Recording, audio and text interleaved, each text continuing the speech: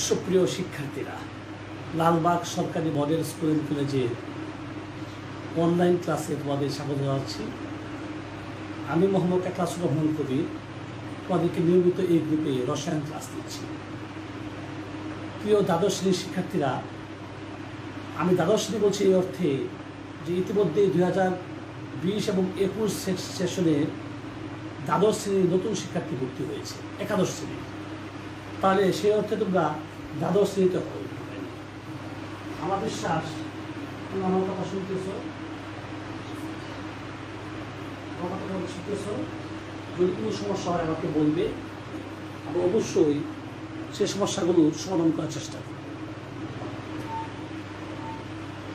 প্রিয় শিক্ষার্থী, আমাদের সাউন্ডে কোনো সমস্যা হলে তোমরা কমেন্ট বক্সে জানাবে, যাতে আমরা এই সমস্যাগুলো সমাধান করতে পারি। সুপ্রিয় শিক্ষার্থীরা, আমরা ইতিমধ্যেই জৈব যৌগের বেশ কয়েকটা ক্লাস নিয়েছি। তোমরা লক্ষ্য করেছ, আমরা ধারণা করেছি যে এইটা আমাদের 11তম ক্লাস। আমার বিশ্বাস তোমরা অবশ্যই তোমরা ক্লাসগুলি মনোযোগ দিয়ে শুনবে এবং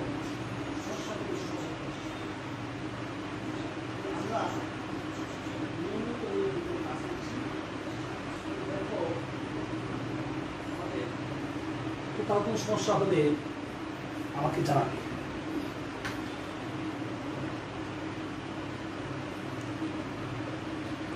আমার বিশ্বাস তোমরা এখন বোর্ডটা দেখতে পাচ্ছ। আমি আজকে তোমাদেরকে শুরু করব অ্যালকাইল 1 এর অম্লধর্মিতা থেকে। এর আগে তোমাদেরকে একটু ঘোষণা দিতে চাই, আমরা এই গ্রুপে তোমাদেরকে ঘোষণা দিব শীঘ্রই আমাদের একাদশ শ্রেণীর বর্ষোত্তরীণ পরীক্ষা শুরু হবে এই মাসের শেষের দিকে।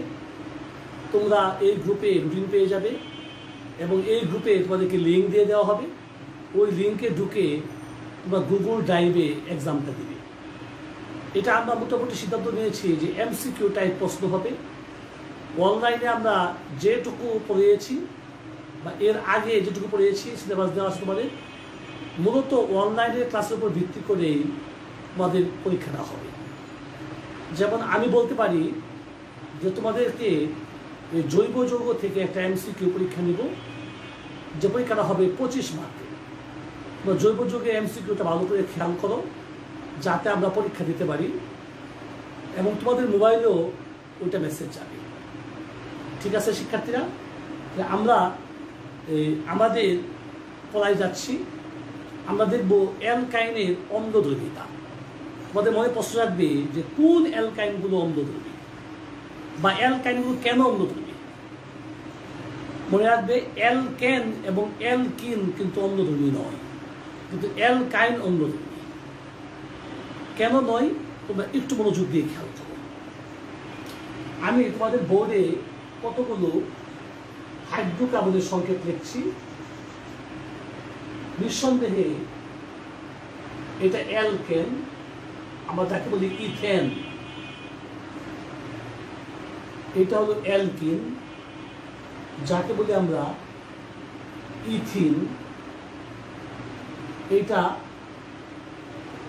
অ্যালকাইন, এটা ইথিন, এটা ইথাইন। দেখো এরা কেন একজন অম্লধর্মী, কেন একজন অম্লধর্মী, কেন অম্লধর্মী, কেন অম্লধর্মী না, তুমি অবশ্যই দেখতে পাবা। আমরা ব্যাখ্যা করলে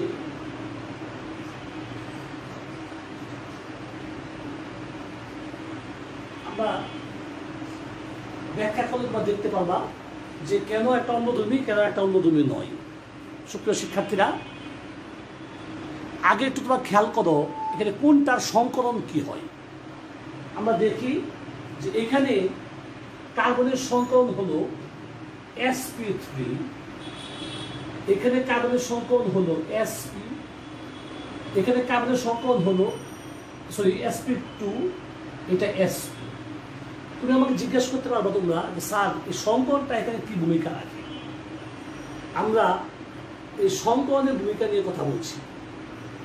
শিক্ষার্থীরা, sp3 যখন হয় তখন S চরিত্র 25%, পি হলো 75, অর্থাৎ টোটাল চরিত্র যদি 100% হয়, একটা এস আর 3টা পি, এটা যদি হয় 25 আর এটা হবে 75। এই এসপি তোমরা দেখবা এখানে এস হলো 33.3% আর পি হলো 66.67%। 30% এটা 67%। আমরা যদি দেখি এই এসপিতে এস হলো 50%, পি হলো 50%।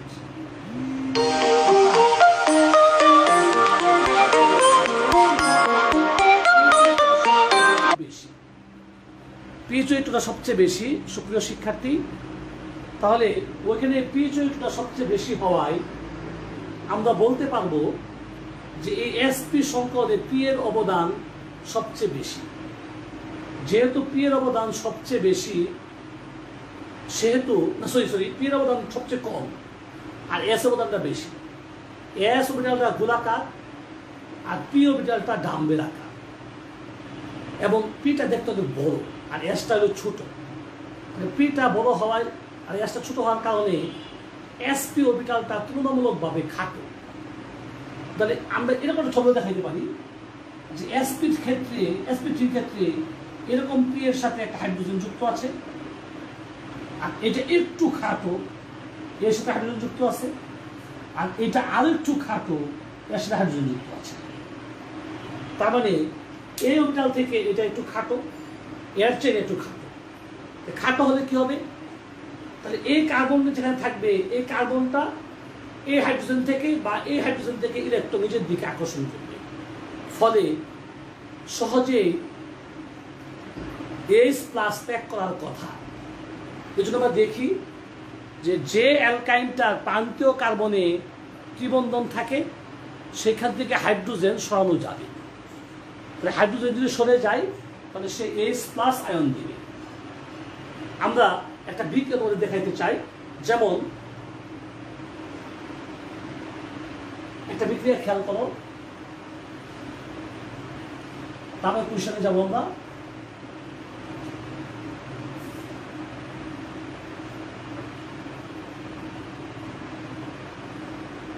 আমরা দেখি C≡C,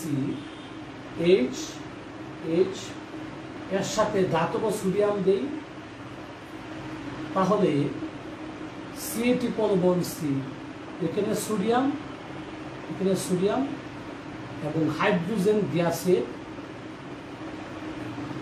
বুদবুদ সৃষ্টি হয়।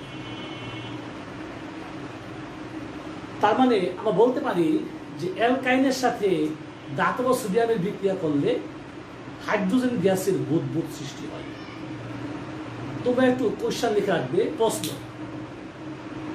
প্রশ্ন আমি লিখে দেই। ইথাইন বা এসিটিলিন, ইথাইন বা এসিটিলিন অম্লধর্মী কেন, ব্যাখ্যা করুন। সবাই একটু কোশ্চেনটা লিখে নাও। ইথাইন বা এসিটিলিন অম্লধর্মী কেন, ব্যাখ্যা করো।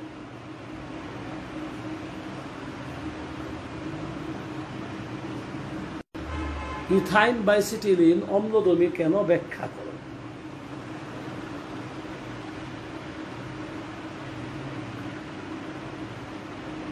সুপ্রিয় শিক্ষার্থীরা, তাহলে এই প্রশ্নটা কিন্তু জ্ঞানমূলকের জন্য, অনুধাবনের জন্য বেশ ইম্পর্টেন্ট। ইথাইন কেন অম্লধর্মী, এমন প্রশ্ন কিন্তু আসতে পারে।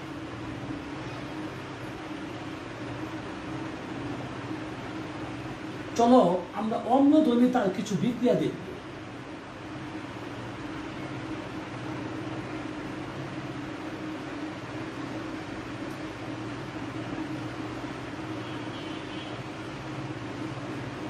আমরা তোমাদেরকে সাথে নিয়ে অম্লধর্মিতার প্রমাণ দেখাবো। অম্লধর্মিতার প্রমাণ,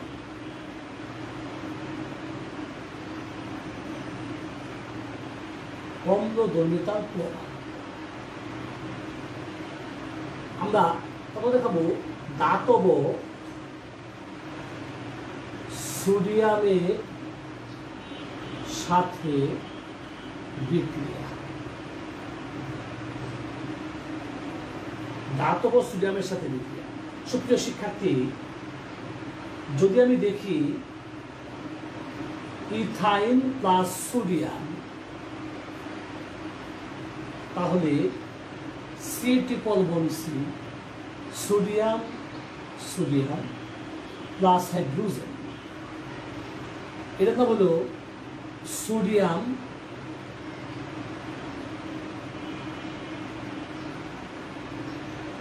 এসিটানিলাইট। তাহলে আমরা দেখলাম যে অ্যালকাইনের সাথে ধাতব সোডিয়ামের বিক্রিয়া করলে উৎপন্ন হয় সোডিয়াম এসিটানিলাইট। সোডিয়াম এসিটানিলাইট উৎপন্ন হয়। আমরা এবং অন্য একটা কথা আমাদেরকে দেখাবো। খেয়াল করো সুপ্রিয় শিক্ষার্থী, যদি দেখাই 2 CH3 sorry sir CH3 CH2 C triple bond CH plus sodium, এটা কিন্তু দুই পাশে হাইড্রোজেন ছিল, সোডিয়াম বসেছে, এর এক পাশে হাইড্রোজেন আছে, আরেক পাশে কিন্তু নাই। তাহলে এখানে শিক্ষার্থীরা এক পাশে সোডিয়াম বসবে, হবে CH3 CH2 C triple bond C sodium plus half of hydrogen. এটা হলো বিউটিন 1। তাহলে তোমরা দেখলাম বিউটিন 1 এর এক পাশে শুধু সোডিয়াম বসে, এর এক পাশে হাইড্রোজেন আছে বলে। কিন্তু আমি যদি দেখাই CH3 C triple bond C CH3 sodium, এই ক্ষেত্রে কিন্তু সোডিয়ামের সাথে কোনো বিক্রিয়া হবে না, কোনো বিক্রিয়া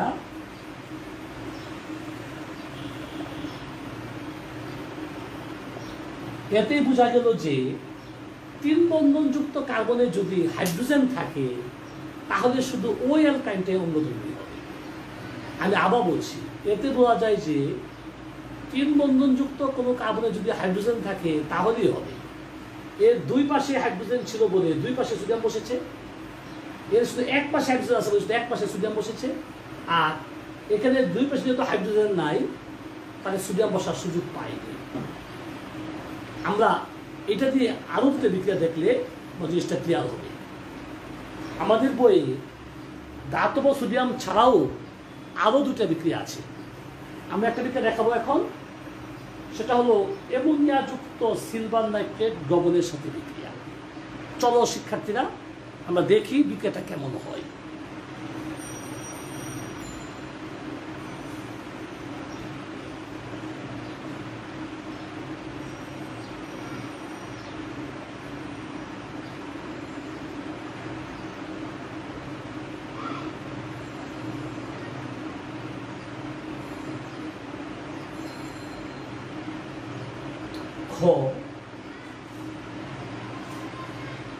অ্যামোনিয়া যুক্ত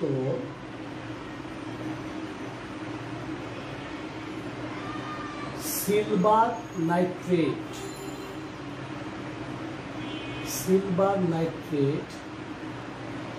এর সাথে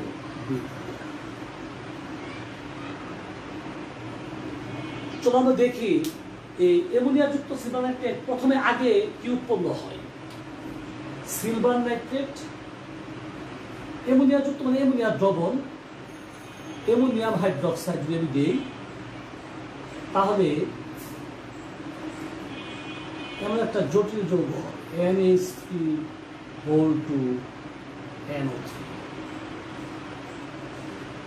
তাহলে এর সাথে বিক্রিয়া করবে কে? ওই অ্যালকাইনটা। যেমন দেখো CH ট্রিপল বন্ড CH এর সাথে AG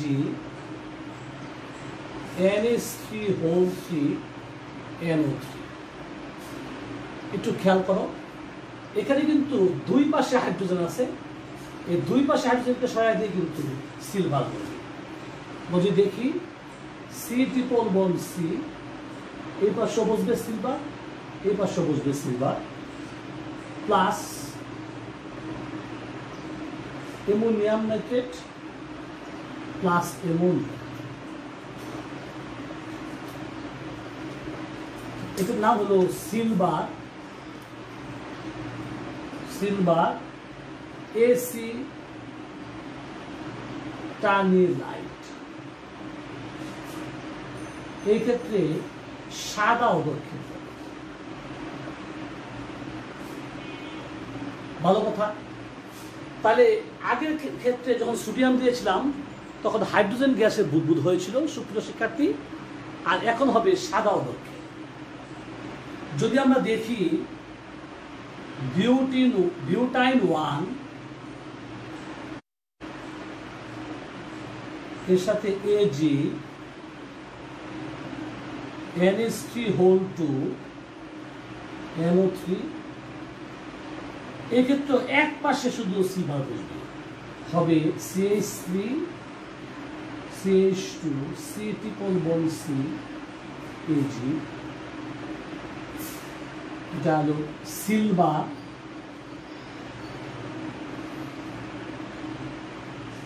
বিউটানিলাইট plus ammonium nitrate plus ammonia. শিক্ষার্থী বন্ধুরা, আমরা আরেকটা বিক্রিয়া দেখবো, বিক্রিয়া নম্বর 3। এটা হলো বিউটাইন 1 একটা বিউটাইন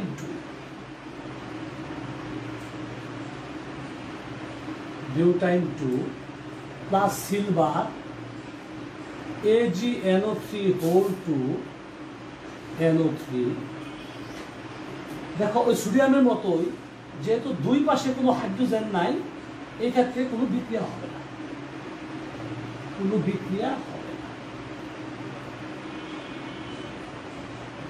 তাহলে আমরা বলতে পারি যে শুধু যে পাশে হাইড্রোজেন আছে সেই পাশে শুধু হাইড্রোজেনটা প্রতিস্থাপন হবে, আর নয়তে প্রতিস্থাপন বিক্রিয়াটা হচ্ছে না। সুপ্রিয় শিক্ষার্থী, আমাদের একটু কষ্ট হলেও এই বিক্রিয়াগুলো খাতায় লিখে নেবে, তার পরবর্তী বিক্রিয়াটা আমাদের দেখাবো স্যার। আমরা এখানে লক্ষ্য করেছ যে সিলভারটা সরিয়ে দিয়ে হাইড্রোজেনটা সরিয়ে দিয়ে সিলভার বসেছে। আমরা আরেকটা বিক্রিয়া দেখবো, অনেকটা সেম বিক্রিয়া। একটু খেয়াল করো, শুধু বিকারকটা চেঞ্জ হয়ে যাবে এবং উৎপাদটা যথেষ্ট সাদৃশ্য আছে। এরকম আমরা দিব গ অ্যামোনিয়া যুক্ত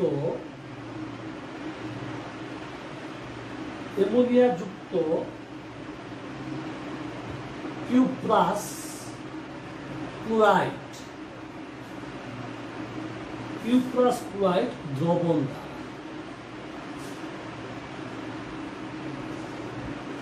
কিউপ্রাস ক্লোরাইড CO2Cl2 এর সাথে অ্যামোনিয়াম হাইড্রোক্সাইড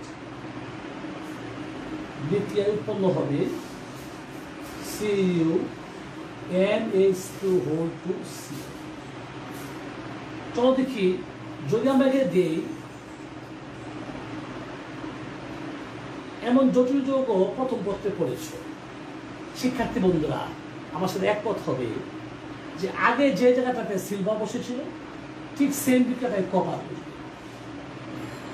ওইটা ছিল সিলভার স্টেরিলাইট, এটা হবে কপার স্টেরিলাইট। এই ক্ষেত্রেও কপারের যোজনী 1, তবে এটা হবে লাল অদক্ষিণ, আর এটা হবে অ্যামোনিয়াম ক্লোরাইড প্লাস অ্যামোনিয়া। আবার যদি এর সাথেও কপারের বিক্রিয়া করাই, কপারের লবণটা দিই, এই ক্ষেত্রে কপার বসবে, হবে কপার বিউটানিলাইট, আর হবে কপার অ্যামোনিয়াম। যথারীতি এই ক্ষেত্রেও যদি কপারের যৌগ আমরা দিতে পারি তাহলে কোনো বিক্রিয়া হবে না। বিক্রিয়া একটু খাতায় লিখে ফেলো এবং আমার কথাটা মনোযোগ দিয়ে শুনো। আমরা দেখলাম যে এখানে যখন কপারের বিক্রিয়া হলো তখন কপার বসলো, যখন সিলভারের বিক্রিয়া ছিল তখন সিলভার বসলো, আর আরেকবার দেখছি সোডিয়াম। সুপ্রিয় শিক্ষার্থী, এই বিক্রিয়াগুলোতে একটা যথেষ্ট সাদৃশ্য আছে যে প্রতি ক্ষেত্রে হাইড্রোজেনটা প্রতিস্থাপিত হয়েছে। আমরা জানি যে যৌগ থেকে হাইড্রোজেন প্রতিস্থাপন করা যায় সেই যৌগকে অম্লধর্মী বলে। তাহলে তোমরা প্রমাণ দেখলাম যে অ্যালকাইল ওয়ান মানে প্রান্তীয় কার্বনে যদি একটি বন্ধন থাকে তাকে আমরা অ্যালকাইল 1 বলি। ওই অ্যালকাইল 1গুলো অম্লধর্মী এবং সেখান থেকে ধাতু দ্বারা ওই হাইড্রোজেনকে প্রতিস্থাপন করা যায়। সুপ্রিয় শিক্ষার্থী, আমরা তাদেরকে যে জিনিসটা দেখাবো, এখানে আমরা দেখলাম অ্যালকাইল 1 অম্লধর্মী হওয়ার কারণে অ্যালকাইল 2 কিন্তু অম্লধর্মী নয়। তার মানে এই বিউটাইল 1 আর বিউটাইল 2 এর মধ্যে কিন্তু আমরা একটা পার্থক্য করতে পারব। কি পার্থক্য? যেখানে বিউটাইল 1 বিক্রিয়া দেয় বাট বিউটাইল 2 বিক্রিয়া দেয় না। এর সাহায্যে কিন্তু এই যৌগের মধ্যে পার্থক্য করা যাবে। তাহলে সবাই একটু কষ্ট করে খাতায় একটা প্রশ্ন লেখো। তুমি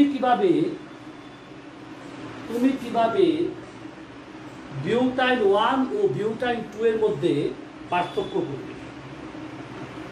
তুমি কিভাবে বিউটাইল 1 ও বিউটাইল 2 এর মধ্যে পার্থক্য করবে?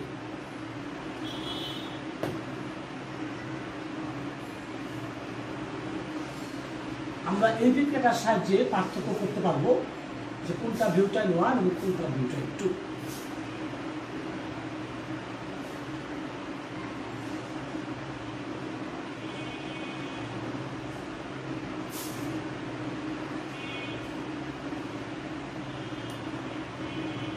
ওকে সুপ্রিয় শিক্ষার্থী, আমরা এই অ্যালকাইনের সাথে একটা গুরুত্বপূর্ণ বিক্রিয়া দেখব যে অ্যালকাইনে পানি সংযোজন। অ্যালকাইনে পানি সংযোজন বেশ ইম্পর্টেন্ট বিক্রিয়া, যার সাহায্যে অ্যালকাইন শনাক্ত করা যায় তথা অ্যালকাইন থেকে বিখ্যাত যৌগ অ্যালডিহাইড এবং কিটোন প্রস্তুত করা যায়। দেখো বিক্রিয়া নাম্বার 4, পানি সংযোজন। বিক্রিয়াগুলো আমি দেখাচ্ছি, দেখো এটা 19 ছিল। একটা বিক্রিয়া দেখাচ্ছি C≡C, এর সাথে আমরা পানি সংযোজন বিক্রিয়া দেখব। তবে এই ক্ষেত্রে প্রভাবকটা যথেষ্ট সুপরিচিত। 2% মার্কারি 2+, কেউ কেউ বলে মার্কারি সালফেট, আর 20% সালফিউরিক অ্যাসিড H2SO4। যখন এর বিক্রিয়া হবে তখন এই ত্রিবন্ধনটা ভেঙে গিয়ে একটা কার্বনে H এবং আরেকটা কার্বনে OH বসবে। মনে করো একটা বন্ধন ভেঙে গিয়ে এখানে বসলো H আর এর সাথে বসলো হলো OH। এই যৌগটাকে আমরা ইনল বলি। এটার পুনর্বিন্যাস হবে।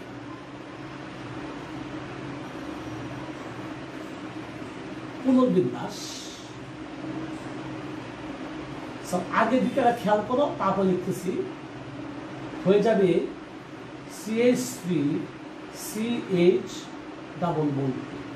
তুমি আমাকে জিজ্ঞাসা করতে পারতাম স্বাভাবিক ক্লাসে কিভাবে হলো, যে এখান থেকে একটা H এখানে চলে আসে, হয়ে যাবে CH3, এই সির সাথে O হয়ে যাবে দ্বিবন্ধ, অর্থাৎ Hটা ট্রান্সফার হয়েছে। এটা হলো ইথানেল। তাহলে আমরা এই বিক্রিয়ার সাহায্যে ইথাইন থেকে ইথানেল পেতে পারি। একটা বিক্রিয়া খেয়াল করো, যদি ইথাইন না দিয়ে আমি প্রোপাইন দেই,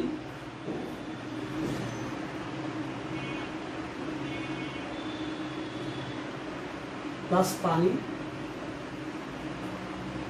তাহলেও এই বিক্রিয়ার সময়ও সরি স্যার 2% মার্কারি 2+ আর 20% সালফিউরিক অ্যাসিড। দেখো সবসময় চোখ কান খোলা রাখতে হবে। এক্ষেত্রে মার্কুরিকে দিতে হবে, যে কার্বনে হাইড্রোজেন কম আছে সেই কার্বনে হাইড্রোজেন যুক্ত হবে না, সেই কার্বনে OH যুক্ত হবে। এখানে বসবে OH ডাবল বন্ড CH, এখানে বসবে H। এখন এই যৌগটাও পুনর্বিন্যাস যখন হবে তখন একটা H এখানে চলে গেলে হবে কিটোন।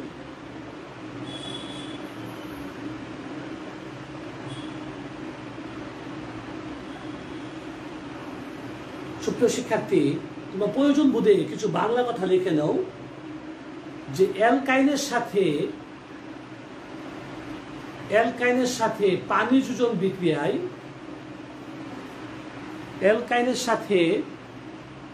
যোজন বিক্রিয়ায়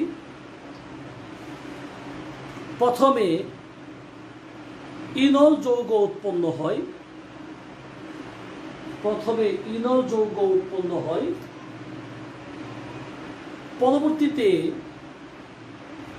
পরবর্তীতে অ্যালকাইন পুনর্বিন্যস্ত হয়ে ইনল পুনর্বিন্যস্ত হয়ে অ্যালডিহাইড বা কিটোনে পরিণত হয়। এখন তোমরা বিক্রিয়াটি খাতায় লিখে নাও।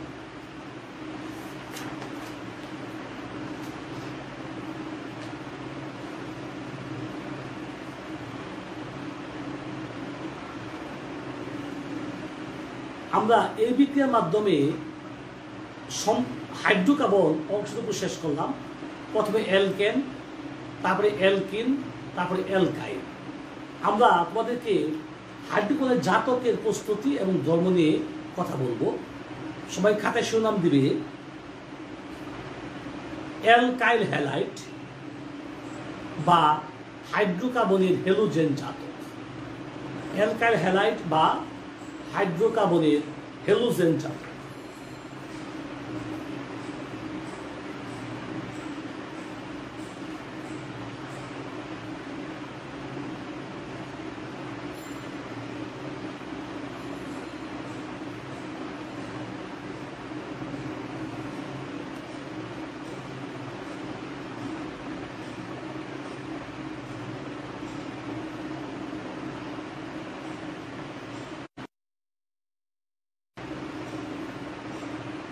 ওকে, অ্যালকাইল হ্যালাইড।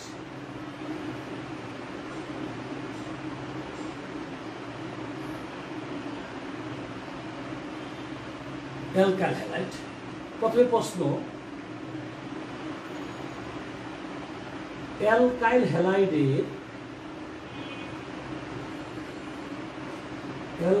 হ্যালাইডের দুইটি সাধারণ প্রস্তুত প্রণালী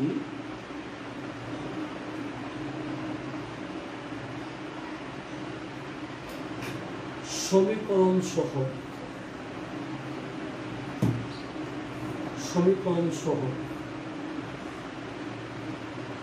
অ্যালকাইল হ্যালাইডের দুটি সাধারণ প্রস্তুত প্রণালী সমীকরণ সহ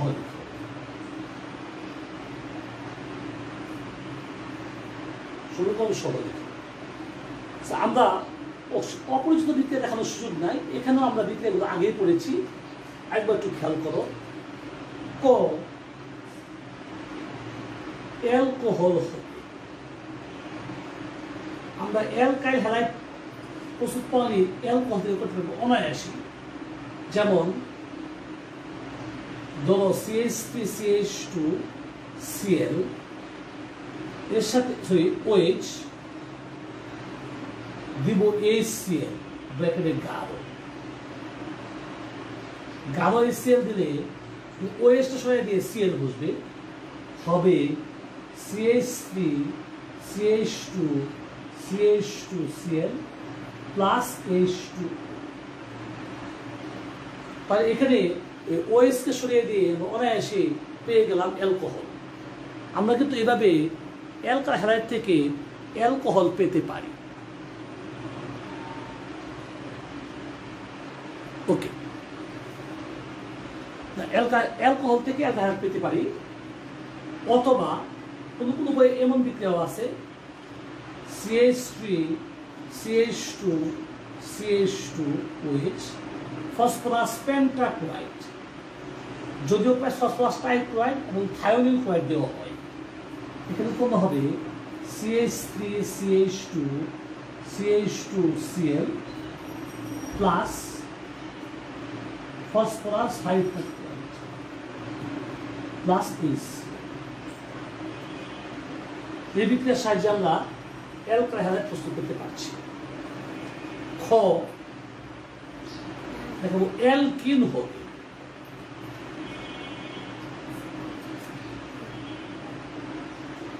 চলো আমরা দেখি একটু অ্যালকিন হতে কিভাবে অ্যালকাইল হ্যালাইড পাওয়া যায়। নিঃসন্দেহে সংযোজন বিক্রিয়া। ধরো ইথিনের সাথে যদি আমি HCl এর বিক্রিয়া করাই, এক টাকা বলে হাইড্রোজেন, আর টাকা বলে ক্লোরিন যুক্ত হবে, হবে CH3 CH2Cl। অথবা আমি যদি প্রোপিনের সাথে HBr এর সংযোজন বিক্রিয়া করি, তাও হবে। এখানে হবে CH3 CH, এখানে ব্রোমিন।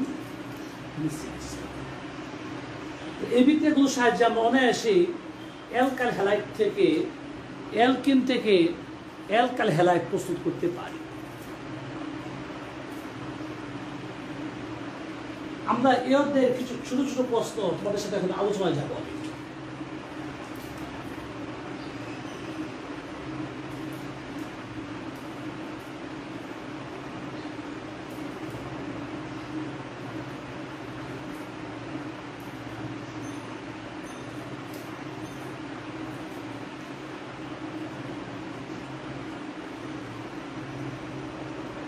তোমরা আমার সাথে একটা কোশ্চেন লেখো। প্রশ্ন ক্লোরোফর্মকে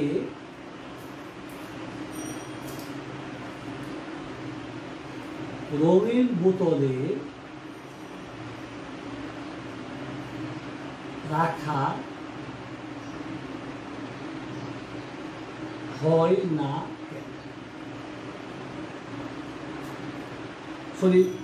রঙিন বোতলে রাখা হয় কেন? প্রশ্ন হলো যে ক্লোরোফর্মকে আমরা কেন রঙিন বোতলে রাখবো? রঙিন বোতলে না রেখে সাদা বোতলে রাখলে সমস্যা কি? বা ক্লোরোফর্মকে যদি আমরা রঙিন না রেখে সাদা বোতলে রাখি অথবা বোতলে না রাখি কি সমস্যা হবে? এটা মূল সমস্যাটা হলো একটু দেখো আগে। ক্লোরোফর্ম আমরা জানি সংকেত হলো CH Cl3, এটা বাতাসের অক্সিজেন দ্বারা জারিত হয় এবং আলোর উপস্থিতিতে এই বিক্রিয়াটা ত্বরান্বিত হয়, দ্রুত বেড়ে যায়। বেরিয়ে হবে COCl2, যার নাম হলো ফসজিন বা কার্বোনাইল ক্লোরাইড। ফসজিন বা carbonyl chloride plus HCl। Sir, এই ফসজিন গ্যাসটা যথেষ্ট বিষাক্ত। এই বিষাক্ত গ্যাস গ্রহণ করলে মানুষের চেতনা নাশ হয়ে যায় বা চেতনা হারিয়ে ফেলে, তারপর এমনকি বেশি দিলে মৃত্যুবরণ হতে পারে। মতো খাতা লিখবে, এই উত্তরটা বলে দিচ্ছি আমি। আলো ও বায়ুর উপস্থিতিতে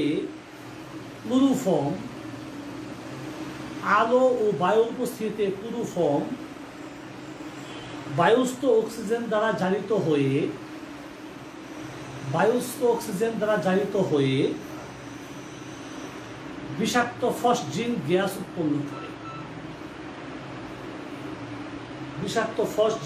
উৎপন্ন করে। ক্লোরোফর্ম যাতে বায়ু এবং আলোর সংস্পর্শে না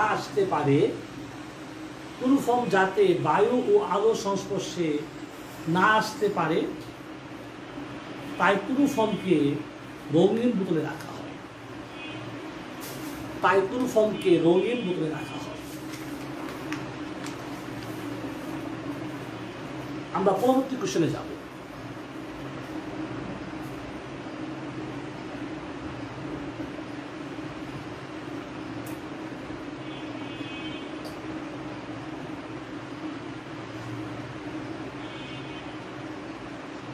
প্রশ্ন, তুমি কিভাবে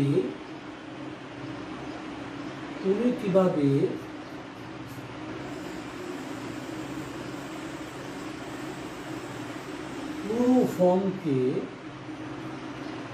শনাক্ত করবে? তুমি কিভাবে পুরো ফর্মকে শনাক্ত করবে? আমরা পুরো ফর্মে শনাক্তকারী বিক্রিয়া দেখব। সুপ্রিয় শিক্ষার্থী, পুরো ফর্মকে আমরা শনাক্ত করতে পারব। এই পরীক্ষার নাম হলো কারবিল এমিন পরীক্ষা। কারবিল এমিন পরীক্ষা।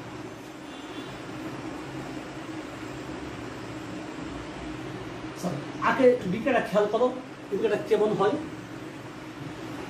এনিলিন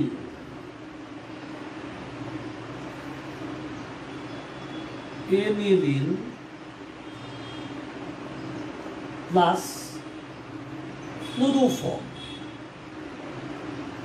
প্লাস ক্ষার, মনে করো KOH, অ্যালকোহলীয় মাধ্যমে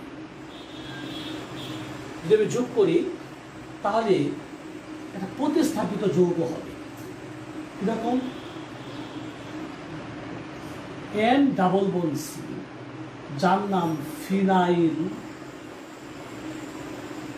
আইসোসায়ানাইড, বা এর নাম হল ফিনাইল কার্বিল।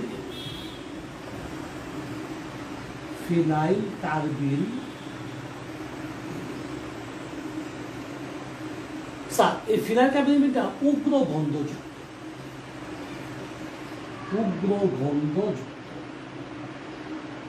পাশাপাশি উৎপন্ন হবে potassium chloride plus ion.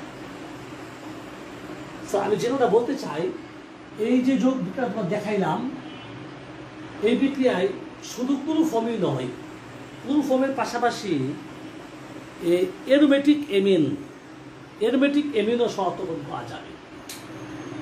Aromatic 1 degree amine. তাহলে আমি আবার বলছি, কার্বিল এমিন পরীক্ষা লিখে নেব।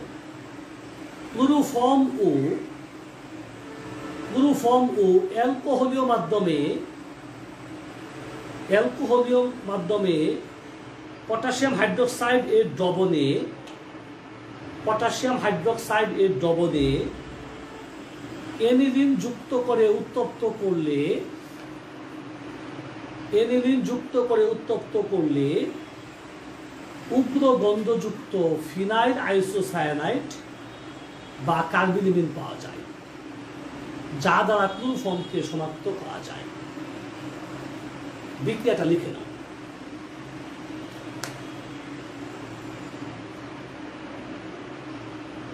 সুপ্রিয় শিক্ষার্থী, আমরা আরেকটা ছোট প্রশ্ন করে এই অধ্যায়ের শেষের দিকে যাব। শেষের দিকে না, এই আজকের ক্লাসের শেষের দিকে যাব।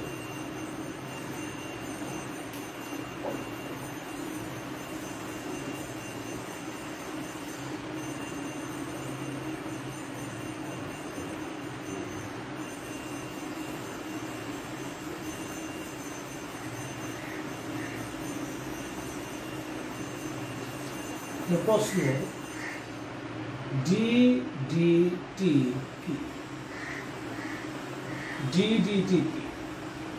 লিখে দাও। ডিডিটি এর পূর্ণ রূপ হলো প্যারা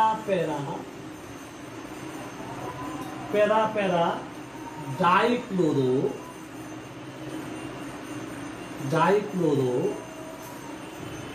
ডাইফিনাইল ট্রাইক্লোরো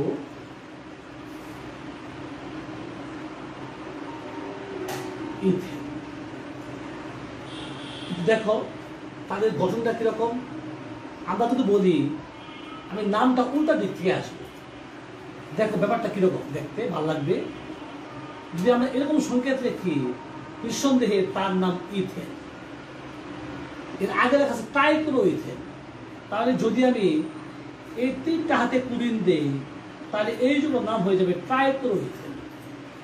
আবার ডাইফিনাইল, যদি আমি 2টা বেঞ্জিন চক্র দিয়ে দিই, তাহলে এটা হবে ডাইফিনাইল। ডাইফিনাইল ট্রাইক্লোইথেন। যদি এখানে 2টা কুড়িন দেই, এর সাপেক্ষে এইটা অপেরা, এর সাপেক্ষে এইটা অপেরা, তার নাম হবে প্যারা ডাইফিনাইল ট্রাইক্লোইথেন। এগুলো ডিডিটি। ডিডিটি জীবাণুনাশক ও কীটনাশক হিসেবে ব্যবহৃত হয়। সবাই একটু গাঠনিক একটা খাতায় লিখে দাও।